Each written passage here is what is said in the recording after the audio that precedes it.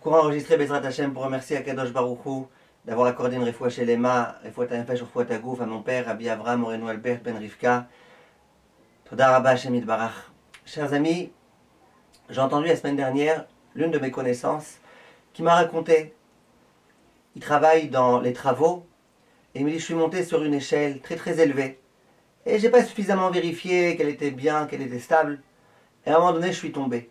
Je suis tombé de très très haut, j'en sais plus de combien de mètres. Il est tombé très très haut.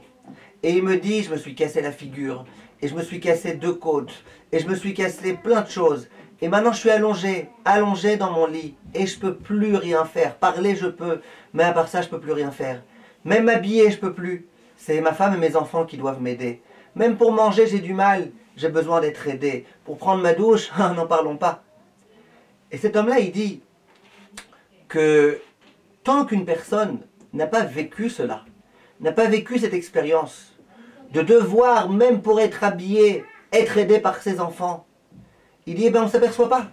On ne s'aperçoit pas du bonheur que c'est de pouvoir s'habiller le matin tout seul, du bonheur que c'est de pouvoir se doucher, et du bonheur que c'est de pouvoir se nourrir, s'alimenter tout seul. On ne comprend pas.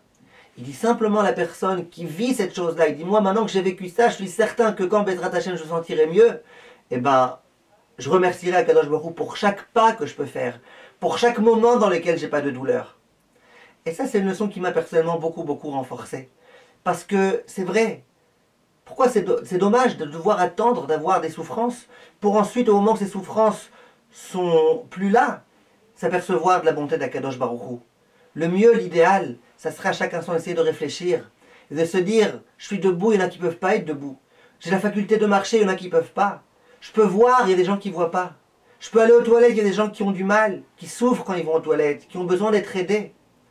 Essayez sans arrêt, au lieu de regarder tout ce qu'on a comme étant acquis, essayez au contraire de remarquer dans ce qu'on a, le bonheur qu'on a, et combien certaines personnes qui sont privées de ce bonheur, elles souffrent, et combien nous, Akadosh Baruch Hu, nous a privés de cette souffrance.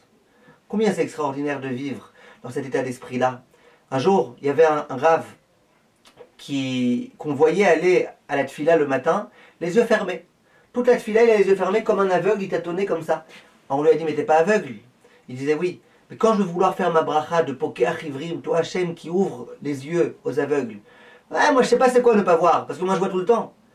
Jusqu'à la tfila, pendant 2-3 minutes, j'essaye de pas voir, de me priver de voir, pour pouvoir au moins ensuite comprendre c'est quoi le bonheur que j'ai de pouvoir voir. Chers amis, essayons de réfléchir dans cet ordre d'idées-là, dans cette perspective-là, et Bezrat Hashem, vous verrez combien notre niveau de bonheur il sera bien plus élevé. Koto, mes chers amis.